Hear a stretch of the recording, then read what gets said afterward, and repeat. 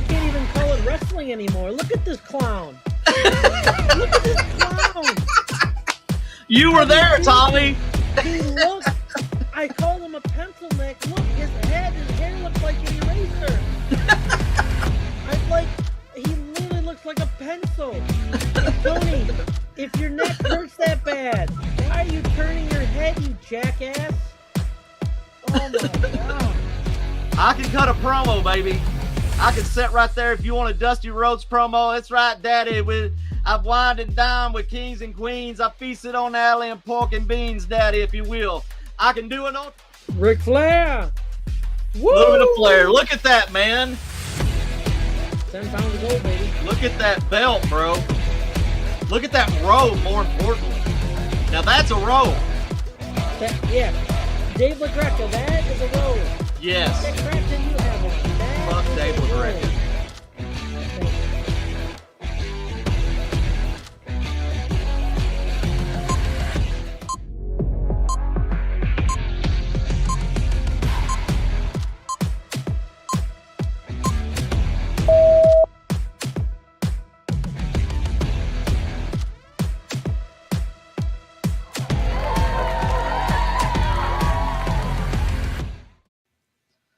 Welcome everybody to another episode of the Yankee Rebel Wrestlecast. I'm Yankee T. This is Rebel Brian. We got a jam-packed show for y'all. A lot of stuff's happened this week, so we're going to break it all down for you. If you're watching on Twitch and YouTube, welcome in. If you're listening to this wherever you get your podcast, we thank you. Please download. We appreciate your continued support. Be sure to click the like button and subscribe so you get notified whenever we go live and post. My man Brian, I know you're feeling good with your Celtics. My man, what's going on? It's I am finer than a almost 20-point win against Dallas last night. I am feeling good. We have got, like you said, a huge show prepared. So much has happened this week in the world of wrestling. So we're going to jump right into it with the man with the plan, and that is the man MJF himself. And what I'm going to eat words here, Tommy. I enjoyed Dynamite on Wednesday. I know. It's not often we're able to say that, but dude, I loved it. From start to finish. I enjoyed it. And MJF kicking off the show, and then of course you have Roosh come out, which to me is a decent competitor. I mean, he's held the ROH World Championship. He's probably one of the best, to me, wrestlers that came out of that late era ROH, and maybe a good contender for MJF to kind of get his wheels going again. Yeah, I mean, Roosh, when he first came out, I was like, really? Are we really going to do this again? But I'm like, he's been out for several months. You know, he needs to have the wheels greased and get back in the swing of things again. And I don't know if you caught it. It was interesting to see MJF actually give people compliments on live television, because we're not used to hearing that and seeing him actually say, I respect you.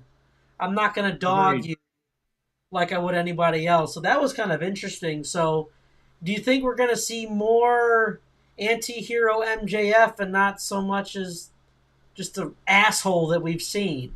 No. I think that was a legitimate shoot. I think that was you've got your bearings with you, bro. You are the man, and I think that was just a legitimate shoot that we won't see much more of. I don't think there's many people in the locker room that he's really going to respect like that. That's a fair point. I mean, it's probably going to be action-packed. They both love to fight, and Roosh he's stiff in the ring. He can give you a blow. I mean, for sure. So, I just enjoyed hearing his music, him come out. I could listen to him talk all day, man. It's effortless, you know, on the mic every single week what he can do, and I'm just so happy he's back, and I think you can see in the company a collective like, oh, sigh of relief, bro. Sigh of relief. Exactly. And but I think that MJF's doing some of his best work right now. I think it was stupid of Swerve to call out MJF in an interview. He looked like I an think idiot doing that's I think that's stupid. But I mean, we'll let Swerve do what Swerve does because he's not going to have that title much longer, in my opinion. But that's just me. it. Nah, Uh, nah.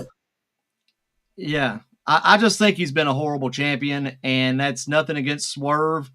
It's just we don't need a champion like that right now in AEW. No, I mean, to me, no one gets excited when Swerve comes out. I don't care whose house Swerve's house. It's catchy, but I don't get excited when Swerve's build, on the card. It doesn't do anything for me. Like Christian Cage, that would put me in a seat. That would make Yeah, me want to spend $50 on your pay per view. I don't want to spend $50 on Forbidden Door to see Swerve Strickland. As the main event match, I don't. and So Forbidden Door should be decent. There's I know AAA is getting involved, and which is great. And of course, New Japan always gets involved with Forbidden Door. But could we see anything I Impact related slip in on Forbidden Door? possibly. I mean, with them doing stuff with WWE, I don't know how much you're going to see of that. I guess that'll be interesting to see in the near future because you've been seeing a lot of WWE and TNA. I don't know if you saw Jordan Grace had a NXT NA, which I thought was pretty sweet. And did you see the photo? Not to go off on a tangent, but did you see the photo that she posted of Chef Michaels back in the Rebirth of DX and her? I didn't like. Is that actually her? Because I Yeah, didn't know it was her. yeah. She's beefed up over the last 5 years that she's almost unrecognizable. Oh yeah, I And remember she was a little heavier set. She wasn't as lean. I'll put it that yeah, way. But I'm like, wow. you want to I know what I'm mad about with AEW right now? I mean, there's a lot, so pick one. It the fact that we not only did Willow have to lose her title to Mercedes, Uh, but now she's going to be able to hold the New Japan title as well after Forbidden Door. yeah, Title for title. And we she's going to win it. absolutely. I'm like, why? I, Why? I don't know. It I makes no sense to me. They must be just now getting around to working her contract to an all mega millions. Maybe she was on a 90-day probation or something. I don't know, because she's going to be like Mercedes two belts by the time that Forbidden Doors open, and it's going to be sickening. Yeah.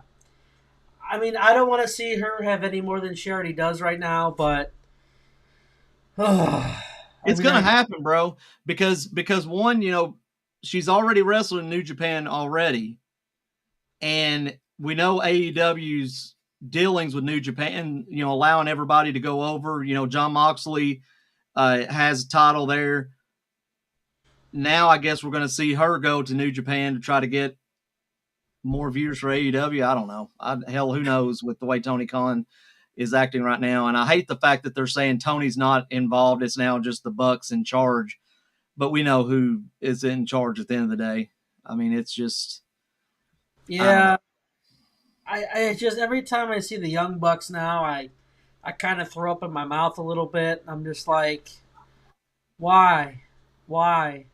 Well, I do think that this little run in with the Acclaim is going to be really good.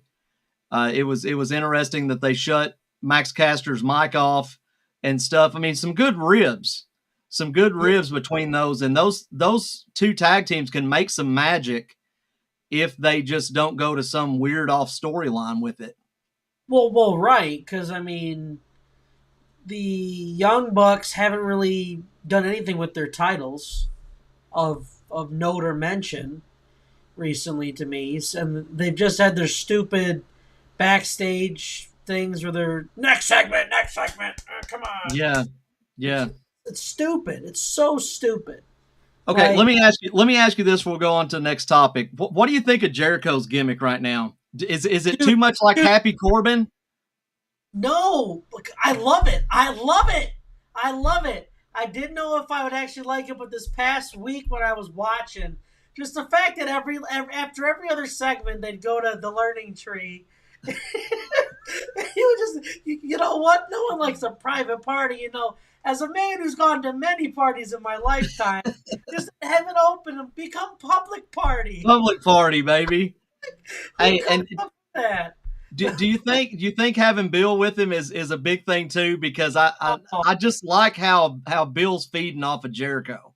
dude, they're feeding off each other. They're having fun. You can tell they're having fun, Yeah, and it just shows the depth of Bill too. Because if you remember him back with Enzo Amore when they were Enzo and Big Cass, they were kind of a comedic act. They got yeah, the crowd involved. Everyone loved it. Now he's kind of going back to those roots a little bit versus being super, super serious. And I yeah. love it. I love it. Jericho again reinvents himself and pulls it off like only he can. Yes, I totally agree. Yeah, And I want you to take us into our next segment because you've been following this to a T. yeah, and it's only And because you manifested this to happen. But Liv Morgan, ladies and gentlemen, if you haven't been watching WWE programming, specifically Raw, she is on fire. She is going to lead us into the second ever custody match, and Dom has been a part of both of them. Okay, she is seductive. oh, She is playing her part perfectly as kind of that girl next door character, and the fact that dude Dom is trying so hard not to break character every time. oh, I know. He almost broke it once. I was watching his face. He almost broke character when she started like run down the side. I'm like, oh my god, how far is she gonna go down? They did confirm though that he checked her ass out as she was leaving the ring though. Of course he did. I saw that. We all saw that. I mean, everyone in the damn arena was checking her ass out. But dude, she is planting the seeds perfectly for this match when Rhea comes back because she's literally single-handedly taken away everything of Rhea Ripley's that she ever had while she was on top and turning it into hers. And it's going to get to a point where old Daddy Finn isn't going to be able to stop his son from pursuing the bad girl, if you will. I mean, this is it's so entertaining. I didn't think I'd be so into this, but it's perfect. Is it legitimately making Dominic a star? Well, yeah, because I mean, if you've seen him in the ring, he's talented, but they haven't done anything with him. Like at some point, as young as he is, you gotta establish him as a legitimate threat because he's arguably your biggest heel. He gets the loudest boos every Yes. week for the past 2 years. He's been getting these boos, but you're not building him as like a champion or anything else. He's kind of just you're in limbo and flux all the time, and I want to see him be a legitimate star in the ring like his daddy Eddie. I want to see that, okay? Yeah. But I haven't been seeing it. That's the one thing I want to see, but I mean, it is making him a hot commodity for sure. Yeah. I mean, and how many wrestlers can say that you're gonna get fought over by Rhea and Liv all in the same storyline? It's And and still have a really good looking wife on top, like a yeah. legit wife on top of it. It's the mullet. It has to be the mullet. It was for Eddie. I mean, Latino heat, baby. What do you think is going to come of this when Rhea comes back? Do you think Rhea's going to get kind of knocked down a peg and they're going to kind of keep carrying Liv and Dom up? Or how do you see it playing out? Well, if anything I know about WWE and all of their romantic storylines in the past, this is going to be a roller coaster. You're going to see Dominic with Rhea in one segment, and then he's going to go around a corner, and there's going to be Liv loving all over him in the second one, and it's going to create animosity. And I'm telling you, just like we talked about a week or 2 weeks ago, he's going to have to be in the cage above the ring for this match to work out. Yeah, because he's gonna throw one thing in for Rhea, another thing in for Liv, because he's not gonna know what to do. Yep. Yeah, they're gonna have to hoist him up in that shark cage and just let him watch as his two Well, ladies beat the hell out of each other. remember, didn't Ziggler and Daniel Bryan, didn't they do the same thing over AJ Lee? Something similar, yeah. They Yeah. did it towards the end of the Vince thing, and I can't remember what exactly it was. But yeah, they have done it in the past, and yeah, I just think it'd be just funny seeing just Dom hanging up there and being like, "Come on, mommy, let's go." It's going to be great, and it's going to be a great match when they actually do wrestle and Rhea Ripley comes back.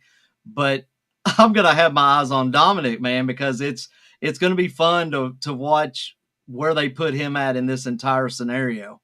I honestly think to make the match even better, you got to have like a Dom cam inside the Shark Tank. You can see his live reaction as you're watching the match. Oh my God. That would just make it perfection. Well, we're going on to a subject that's kind of dear to you because this has been your guy lately, and you have you kind of got a little bit of news here on what our next topic will be, so to speak, if you will, Yeah, Daddy. yeah. So I've been hearing a lot of rumors. It's actually today is the last day of Chad Gable's contract with WWE. And they haven't, to my knowledge, I haven't seen any breaking news yet, signed him to a new deal, which will be interesting. Maybe they'll sign like a week-long deal until they figure something out for Clash at the Castle with Sammy and the IC title. But if WWE drops the ball and lets Chad Gable go, it's going to be a mistake. Yeah. They've already built Chad Gable up as one of their top heels on the brand and in the Yeah. company. And to see what they've built with this storyline with the Alpha Academy and seeing how he's grown as a character would be a huge, huge disservice to the fans if they let him go, because the opportunities that they could go with this storyline is endless. I've already mentioned a couple episodes ago, the possibility of him uniting with the Creed brothers and having a legitimate stable, and the possibility of Kurt Angle possibly coming in as their manager to give them that legitimacy that'll kind of, in my opinion, push them over the top. I just think it'd be terrible if they let him go, because he's one of their top rising stars. And I think it'd be just honestly disgusting if they let him go and put in the likes of Bronson Reed and all that bullshit that they could put on there. Because that's Well, what. Speaking of Gable and the Alpha Academy, which we saw what happened Monday night, do you think Otis's loyalty is just to Zawa and the Alpha Academy, or is it more along the lines of he's afraid to leave the company of the person that helped him build and as they created Alpha Academy and had a pretty good run as a tag team?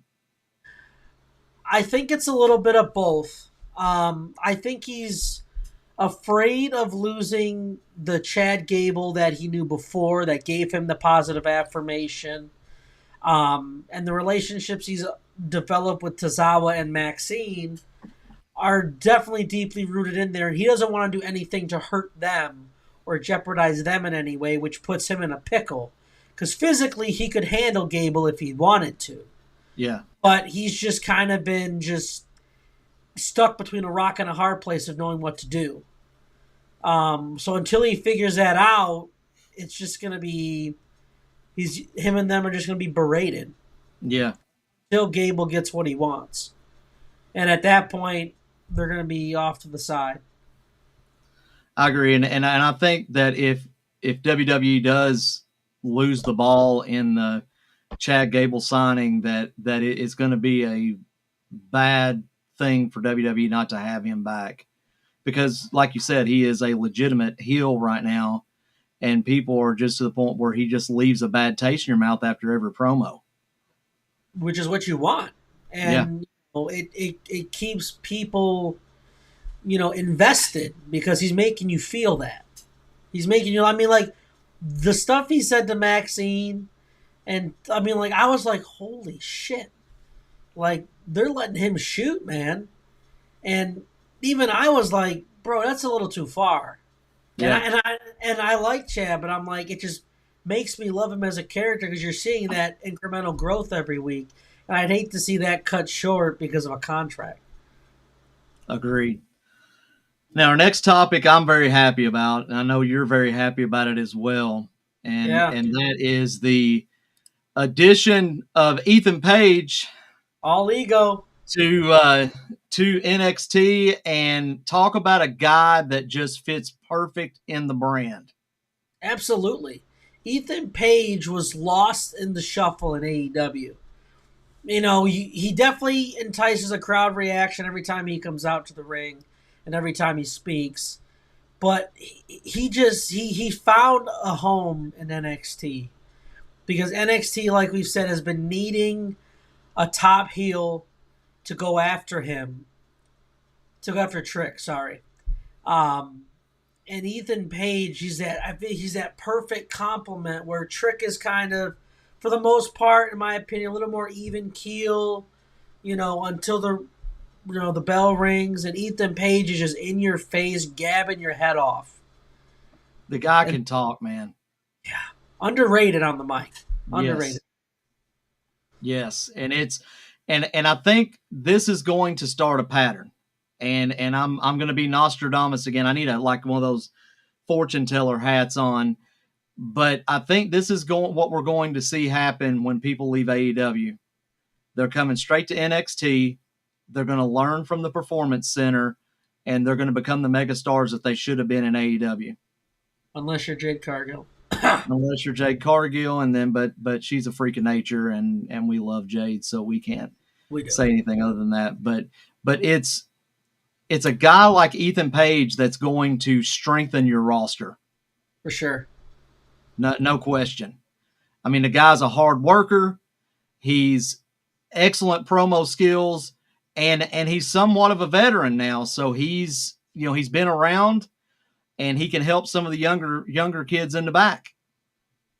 Yeah, I mean he's not too old where he's like revered, but he's still one of the guys. But he has that experience, like you mentioned, to really rub off on the guys and gals in the back. But he's still doing his thing. He's still making his money. Yeah, Um, and he's entering the prime of his career, I think. And he couldn't have come to a better place at a better time because he kind of reminds me a little bit, but I think he's a little bit better on the mic, of like a Bobby Roode when he kind of came over yes, to TNA. I think he has that kind of star quality to him and can definitely elevate the brand to newer heights and just give the brand the shakeup that it's needed. Because I know you mentioned NXT is starting to get better, and it is. But after Carmelo Hayes got drafted to SmackDown, you're kind of left in a little bit of a limbo. But they fixed that real quick. yeah, and with Ethan Page, I mean, you've got a guy that's got the look. Like we said, he can talk, and he's just got that demeanor that when he comes out, man, people pay attention, and you've got to have that even at the level of NXT. And I see him within the next year going to the main roster. I mean, dude, he's confident as hell. Yeah, I mean, like you see the swag. He's not called All Ego for for nothing. I mean, he's definitely going to be NXT champion. I think here soon. I just think that Trick Williams is too talented of a kid to have him linger on NXT for too much longer. Yeah. So I definitely see Ethan Page as a champion in NXT here soon to kind of help take them into this NXT NA era. I could not agree more, man. And I'm excited about it because this kid's got a chip on his shoulder, He and does. that's what you got to have, especially coming from a place like AEW. And he's like, okay, it's my due because here I was on top. I mean, he was way up there for a period of time with AEW, and then got knocked down to mid card. Yeah. I mean, speaking of what gets me excited, Nia Jax, our queen, both of our hall pass, if you will. Man, where do I Man, begin? Where do I begin? This woman has had her ups and downs in WWE. She's been as high as being the Raw Women's Champion, and she's been as low as that segment that'll live forever in infamy during the the butthole incident. yeah, that one. I didn't want to mention it,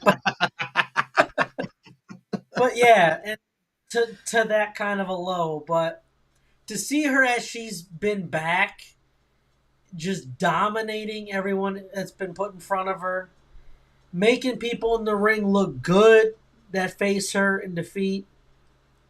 I think she's more of a complete wrestler now as a bigger girl. And man, I love her new finishing move, the Annihilator. Yes. It pays homage to her family. And man, why don't they put her in the bloodline? Why are there no females in the That's bloodline, dude? I know. I know. I mean, you could put Naomi and her in the bloodline. And Yeah, if Tamina was still around, she could definitely be in the bloodline. I mean, yeah, and plus you got the Tonga twins who aren't even in the company that could definitely join it. But I'm like, come on. Y'all are missing the ball not putting this woman in the bloodline. Yes. She's the biggest heel female you got. She's queen of the ring. I mean, what more do you want? She's going to be champion at SummerSlam. I, No question. and she's going to have her dominant run as she deserves. Can we just keep that image up the whole time? Is that what we're going to do? Yeah. No, no, no. Okay. We are keeping her image up there. I mean, even if we have to put the other image below her and have a double picture. Honestly, what we should do, just to really piss Bruce off, is to just have a picture of her every show. Have a different Nia picture on every show. Every show. Absolutely. She deserves that. Well, the next thing that we're going to jump into, because my wife is going to beat me up for that comment, but rest in peace to Ricochet. Yeah. I mean, they had a better match than I thought they would have. But when you saw Braun Breaker get to the top rope, flex on him, and then pull off that Hurricane, man, that was insane. That was absolutely bonkers insane. And what we have up here for all of our stream viewers is a tweet from WrestleVotes. They're a pretty well accredited Very much wrestling outlet, and they say, quote, "I'm told WWE has considerably altered its creative plans for Braun Breaker. The second generation superstar has impressed many higher ups in his short stint on Raw, and source states Breaker is slated to be a major focus heading into the Netflix era. With his age, speed, look, and pedigree, this rare combination of talents isn't to be overlooked," said the source. You know, I'm not the source, but I feel like I've heard that before. I feel like I said this last week that he's got it. Yep. He's got it. So it doesn't surprise me that he's going to be a major focus going into the Netflix era, which we haven't talked about in a while, but maybe we should a little bit more as it gets later in the year because we're already halfway through the year already. And at the first Agreed. of the year, they're going to be on Netflix. So a lot of these things that are going to happen are going to probably have a implication with Netflix. So you know where I stand on Braun Breaker. What do you see him doing into this next year when they go to Netflix?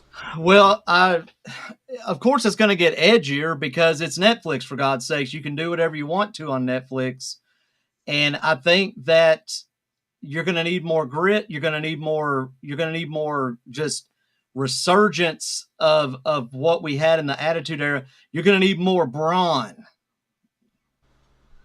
Not and not it's Strowman, not no, Strowman. not Strowman, but you are going to have that dominant factor when Netflix is going into play. But with that being said, you've also got a beast incarnate that can do the same thing. True. I mean, they did lift the ban on him this week, Yes, they did. so So I I mean, mean, you're gonna have to have a little more edgier of a show. Is basically where I'm trying to get at. That the show has to be edgier. There's no question. It has to be edgier, and it almost has to be a little more storyline violent oriented because for it to go over to somewhere that so many more people have Netflix, you've got to have something that's going to keep people interested. And I think that Braun Breaker is one major part of that, and seeing him dominate week after week after week. yeah. And speaking of Lesnar, what better way for Brock to really pass the torch than to a kid like this, Yes, who is as intense, if not more intense, than Brock Lesnar, faster, I think, than Brock Lesnar. He's strong as hell, and he's just got that it factor, man. And pretty soon he's going to be dominating Monday nights agreed. because you got Seth Rollins, he's currently out. CM Punk's currently out. You got Drew McIntyre, who's been up and down with whoever's champion, and you got Damian Priest, who I really don't believe in as a world champion. No, But they've been doing a good job with developing future main event talent, which we'll get to a little bit later. But Raw's done a great job of that. yeah, Chad Gable's one of them. Braun Breaker's one. I mean, there's a bunch of others, that have also been in that realm. Like Gunther, he's now King of the Ring, going to be going for the world title. Like yes, Raw is doing a great job of consistently keeping a nice plethora of talent that they can pick from in their main event title picture amongst all the injuries that they have. and why is SmackDown not doing that? Bro, I'll get into that in a little bit. Yeah, I don't know, but which I want which comes to a little bit of surprising news, which it's not really surprising news on one of the guys because that was his goal from the get-go. And that is news on Hook and also Ricky Starks with AEW. And I'm going to quote this from Humble Wrestling on Twitter X. They first say, "Dear Tony, you are the booker." But the sources says that basically, I think Ricky Stark's tremendous. I'd love to get him involved and back in AEW. He's been a huge part of what we've done here for about 4 out of the 5 years and tons of respect. The rumor right now is that, go ahead. bullshit. I call complete bullshit on that. Because like Humble Wrestling just posted, Tony, you're the booker. It's not like you're a talent or a producer in the back that is saying, "Oh yeah, we'd love to have Ricky, a part of it. He's a great talent. Tony, you own the fucking company. Absolutely. You can do Absolutely. whatever you want. We'd If love you we'd really love want, to get the guy that we have signed right now. We'd love to get him up there. Well, then why he's don't there. you? Just use him. You I mean, he was idiot. in the world title contention for God's sakes. He's Right. held the FTW championship. I mean, Dude, but the this news is that he and Hook are heading out. They're heading out the door. which when you posted this earlier this week, it made me think. Do you think Taz will follow? It depends on how his relationship is with WWE at this point. Well, Because I mean, he's like not going to go to a commentator role. He would have to go into a manager role with Hook. which I mean he might, but do you think even the thought of maybe pinning him back with Michael Cole is even an option, given him and McAfee's relationship? But I mean, I loved Taz and Michael Cole growing up. I did too. Now, is Taz as good as McAfee? That's kind of be determined. But Taz has more wrestling knowledge. yes, he McAfee does. is an entertaining personality that'll kind of tell you like it is. It's kind of comparing apples and oranges to me. But I mean, I'd like to have Taz back. I mean, I think the biggest concern for everybody is Vince McMahon. Yeah. You don't have that factor anymore. So to me, anything is open. I don't think anything's off the table. I don't know the status of Taz's contract and how much he has left. But it would be interesting, and I feel like he'd like to be with us to Oh help yeah. see him grow. And if he can't really do that as effectively being in AEW if Hook goes to WWE. But it's just the quote from Tony Khan just blows my freaking mind, man. Yeah, how dumb are you? Seriously, how literally dumb can you be to make a statement like that when you own the goddamn company that you're talking about? It's not like you're saying, "Oh yeah, Gunther's a great talent, and if I could ever get my hands on Gunther, man, I would be so happy, and he'd be welcome. He could be a huge part of our company." But no, you're talking about a guy who's currently under contract, you haven't used in months, and just because his contract is up, you now want to try to throw up a pretty shitty Hail Mary at that to try to get him to be like, "Oh, Tony, you care about me?" Nah, No. man. No. If I'm he out. cared about him, he would have made him world champion by now. Which he deserved to be. But to me, Ricky Starks, his whole presentation is WWE to the core. Yeah. He's flashy, he's entertaining, he can work in the ring.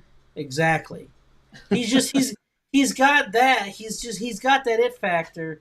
And I definitely could see him going to NXT here over the summer.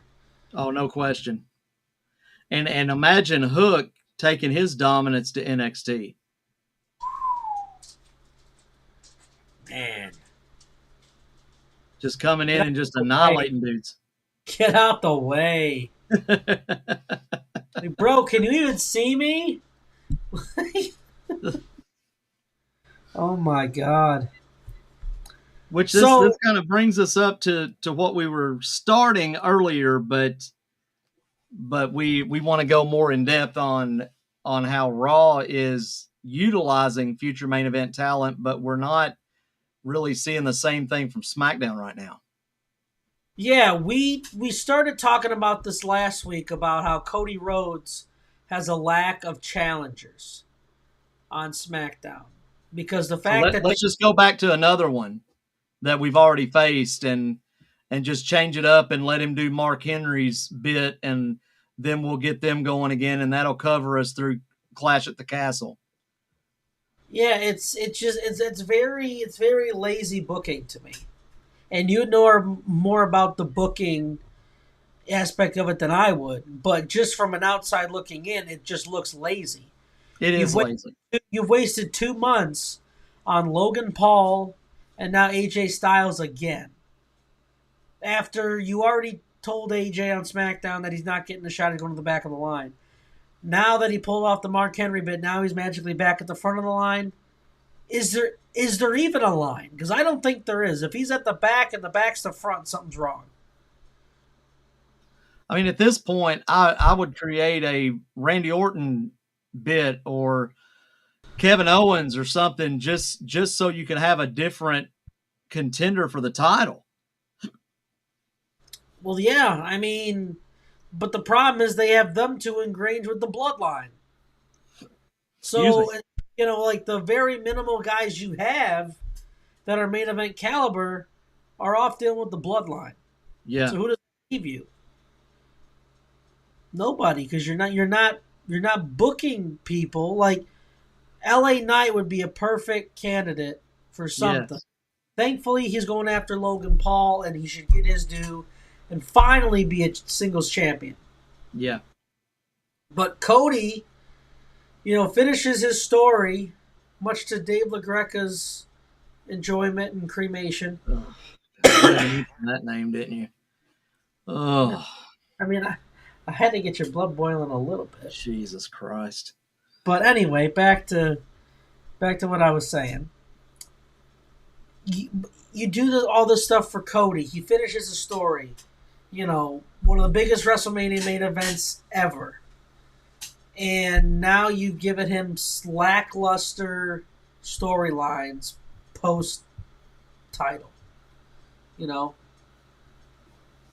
mean, I don't get think me wrong. The first AJ was okay. The first one with AJ was fine. It was good. It served its purpose, but it's showing the lack of available talent on SmackDown, and that didn't used to be the way it was. When you got Roman gone, you've moved other people to Raw. Jimmy's out. I mean, you don't have anybody that you can put in to contend against Cody. no. No, and the thing is, even when Roman comes back, he's not going for the belt right away. He's going to finish this stuff up with his family. That's it. So, you got what? Kevin Owens. You got Randy Orton.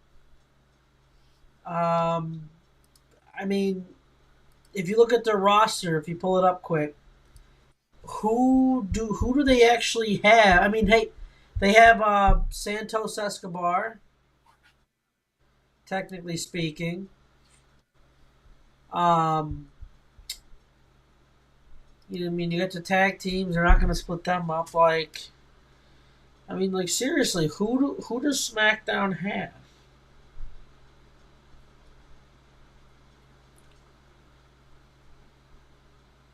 I mean, it's basically it, bro. I mean, Andrade. Apollo Crews is still in WWE. Okay. I mean, yeah, he wrestled last week on SmackDown. Surprisingly, Yeah, I'm sorry I missed it. yeah. I would even be okay with a Bobby Lashley, but he's not on the same brand. I thought he was, but I thought he's just hurt though. Yeah, the Street Profits are. You're right. Yeah, so he's hurt. He's another main event guy they have. But so we're right now currently going through WWE's roster just to see what SmackDown has. And so far, it's literally been the names that we've mentioned. That's it. I mean, anyone else is a champion on that brand already. Yeah. Austin Theory, Grayson Waller.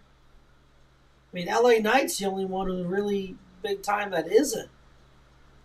Can we get Cena to come in? I mean, dude, until this, Wyatt Six stable comes in on whatever brand they come in on, Karrion Kross, good luck with that.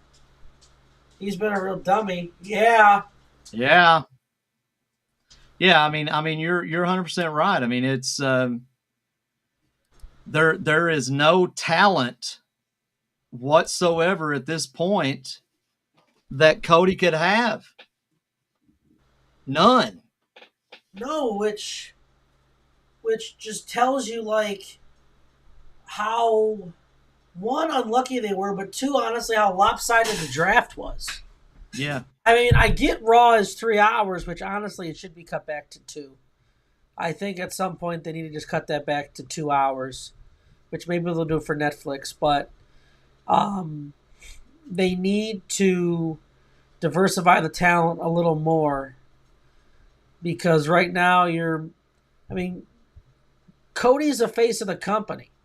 If you're going to give anybody great storyline, great challengers, you think you'd be the face of your company, your agreed. undisputed champion.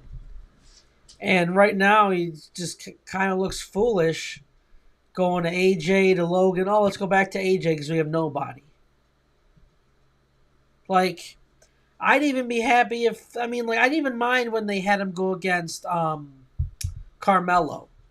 Because I thought one, Yeah, it's a I mean, good rub for him, and it's a fresh opponent. give Hey, the kid a pay per view. You know. right?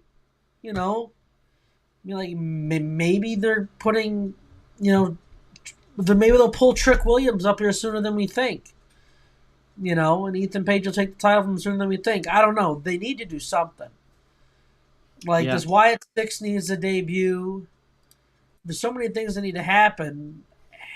I just, I don't know, it's like, man. are we just waiting for the opportune time? Are we just waiting for the next big pay per view? Are we what are we waiting for? It's just, it just seems like you had a plan, you got unlucky, and didn't have a backup to a backup to a backup plan. You're just kind of treading water right now, and that's kind of what we were saying about AEW until MJF came back. So it's weird how we're kind of flipping almost on SmackDown specifically and being like, what are you guys doing? Whoever's Yeah, writing SmackDown, what are you doing?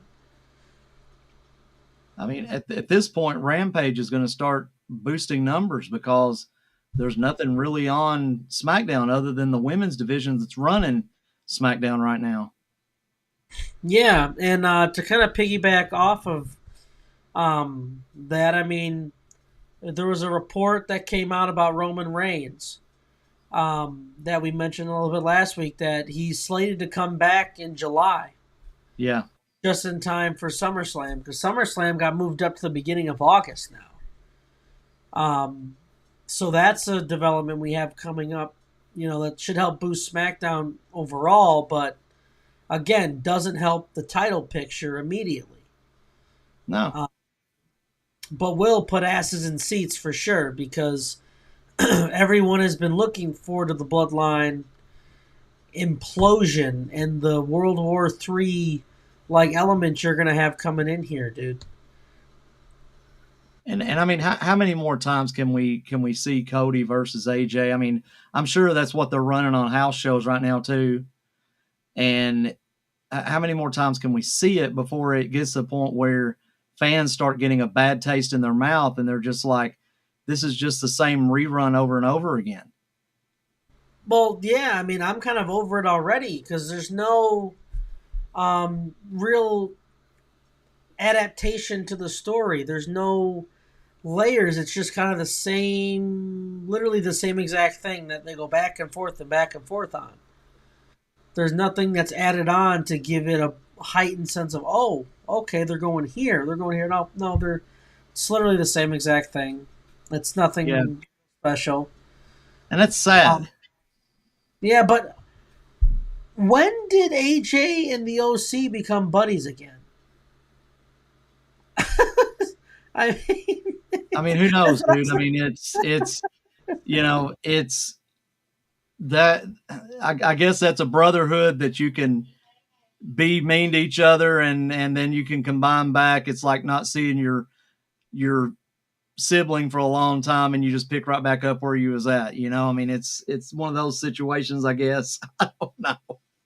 Well, it was bizarre because he basically wrote them off, and then, when AJ was talking to Aldis, he said AJ Styles, the OC. I'm like, wait, what?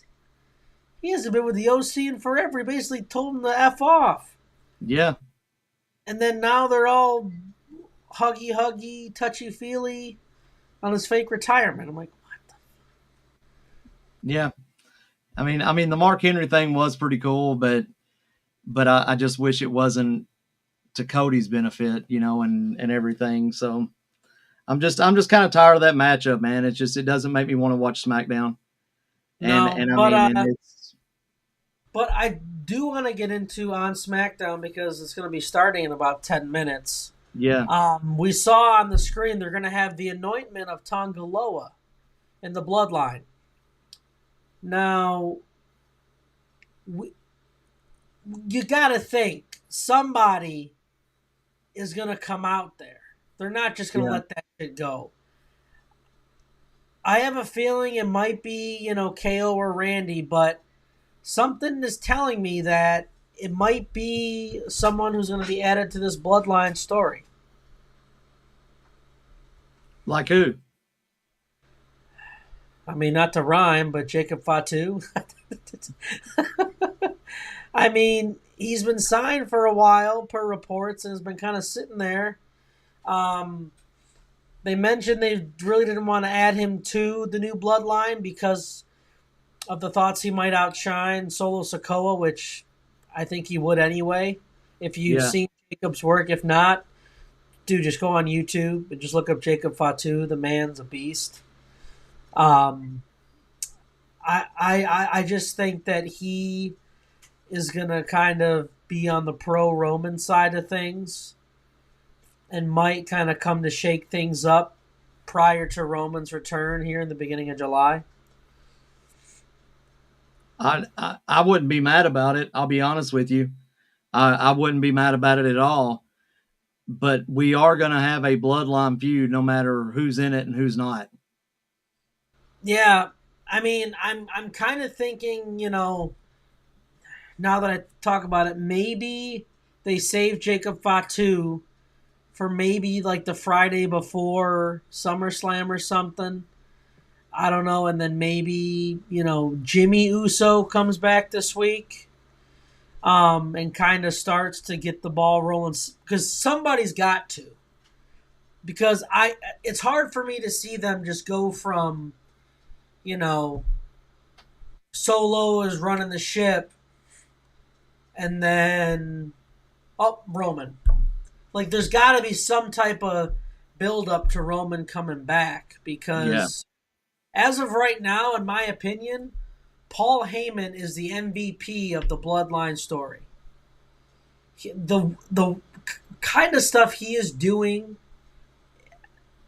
I mean, without him, I mean, I don't really think it's really much of a story No, there's not. right And now because Tonga Loa but doesn't talk. no. Tama Tonga don't really talk, and Solo really isn't charismatic. He's trying, but it's not him. Hmm. He's not being himself. So, I mean, I'll let you chime in on this. Like, Yeah, how I do mean, you feel? it's something's like you said, something's got to build up for Roman to come back. It's not just going to be Roman just shows up. It's not going to be like he's rolling to Sunday dinner. Something's going to have to happen that music hits and Roman comes out and the shit hits the fan. Right. There can't just be oh, I'm just coming by after I took a break and from being champion for over 3 years. Hey guys, I'm back. There's not, there has to be something big take place for Roman to come back. Right. And you've seen Solo side of things build up significantly. He's got his whole new crew in there. I wonder how they're gonna get Jay from Raw to leak over into SmackDown for this because he's got to be included in this. He's helped start the bloodline with Jimmy. Maybe you see Jimmy come back and make a special appearance on Raw to recruit his brother to come back to help. Maybe something like he makes pleads for weeks to his brother to come back and help, and Jay's like, nah, I'm good. What about Sammy? No, I don't want to see. No, I don't. I've lost all of my oosiness for him. Yeah. Make me feel oosy anymore. I mean, he made everything Uzi, but right now he's not Uzi, No, and it doesn't this make has really. possibly been his worst run with a title I've seen in a long time. Yeah, it's pretty bad. It's Well, I'm going to jump into my rant.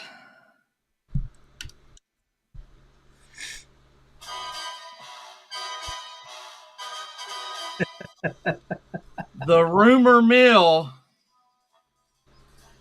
and we talked about it, Roman Reigns returning in July. Also, Tommy, and you're going to be really cool to hear this. The okay. rumor is Braun Breaker versus Brock Lesnar for SummerSlam. Really, I would like that very much. That it's right up. Also, they're saying we could possibly, which we're going to see Logan Paul, LA Knight. We are also going to see Drew versus CM Punk. And there's still a rumor going that we could possibly see Cody versus The Rock at SummerSlam. That now that is a challenger. Yeah. One hell So of a challenger. so I'm hoping that we do get a chance to see Braun versus Brock. And how cool would it be that Braun is on Raw annihilating somebody and the Beast Incarnate's music hits. We see Lesnar at the top of the ramp. Braun's, going Ultimate Warrior. Get down here, and it just builds. Yeah, it just builds week after week after week, and until we see these two behemoths collide, man. Bro, I would love that. That is one of my matches I want to see, like I mentioned earlier. And to possibly have that at SummerSlam, man, it's nothing like poetic justice. You have Lesnar started his run really against The Rock at SummerSlam. And essentially, he could potentially pass the torch to Braun at SummerSlam. Yeah, I mean, you can't plan this stuff. that's a match that I could watch 3 or 4 times. You give that match to me 3 or 4 times, I won't get tired of it. No, and if this is gonna be one of Brock's like last runs, like maybe just giving Braun Breaker this rub and you making him the next kind of beast incarnate like figure, let Brock just wrestle again. Yeah, Let him do his NCAA heavyweight champion self. Like yeah, just let him just be free. Because I think Vince kept him in the Suplex City box. yeah, And hopefully Triple H is like, Brock, freaking do some Greco-Roman shit, man. yeah. Just like try to make it as boring of a match for fans that want to see you F5 each other and spear each other. Like, Yeah. make them really hate you and build Well, this match. maybe you could have one big, just crazy match, and then turn it into the second match is nothing but a regular NCAA style wrestling match. My, stop doing this to me because I'm going to be upset if they don't. I know, dude. Oh, by the way, big thanks to the City of Prague Philharmonic Orchestra for that amazing James Bond music. By the way, that was epic, which my wife appreciated that, I'm sure. So I mean, I did. I was like, ooh, man, y'all better watch the stream back because Brian's moves are pretty slick. the production value, come on, man. But what do you got rant for us tonight as we finish up the show and ship people off to SmackDown? WWE, like we mentioned, they've got to get this right. If Roman is indeed coming back the beginning of July to start this program, you've got to make sure that you build this up right.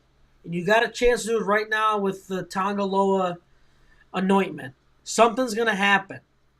Okay? You've got to make people be invested in this story because, like I said, Paul Heyman is carrying that story right now with Roman being out. All right? You need to do right by us and give us somebody that's not Randy Orton or Kevin Owens because they don't need to be a part of this no more. Give us somebody that's actually going to add depth and value to this story. Because Roman Reigns didn't start the bloodline just for it to get trickled down to this shit that we've been seeing. Yeah. Like you got to get the band back together. At some point, Jacob Fatu's got to make his debut because you can't hold that man back for too long. He's too good not to be on television right now. Agreed. Because the back and forth nature that you could have with him and Solo and all them is just gold waiting to happen. You can't sit on it for too long. You got to act now. That's good stuff. That's good stuff. My only two last comments of the night is that we have two sayings here at the Yankee Rebel Wrestlecast, and that is Logan Paul sucks and fuck Dave LaGreca. Amen. Amen. Preach. Oh, God. All right. Well, we have had an action-packed show. I felt like we've been like the Micro Machine guy. If anybody's old enough to remember that guy, like I do, that we just had so many topics, and in 2 weeks we may have a very big investigative show that we Absolutely. may be producing here shortly. But make sure that if you are listening to us via stream or if you're listening to us via podcast, hit that subscribe button, guys. We would love to have you as part of our community. We are ramping things up. We are getting this to a point where we are your wrestling source. And we want that to be the way that it is moving forward, and want you to trust in nobody but Yankee Rebel Wrestlecast because we're unbiased. We don't care who we make angry, and more hate emails the better. I couldn't have said it better myself, my guy. All right, well, guys, this is it. We are done for this week. We'll be back next week with some more topics. We'll be talking Clash at the Castle. We'll be talking more Raw, SmackDown, Dynamite. I'm sure we'll throw in some NXT because NXT's heating up. But for my guy, Yankee Tommy, I am Rebel Brian, and we are out. Peace out, y'all.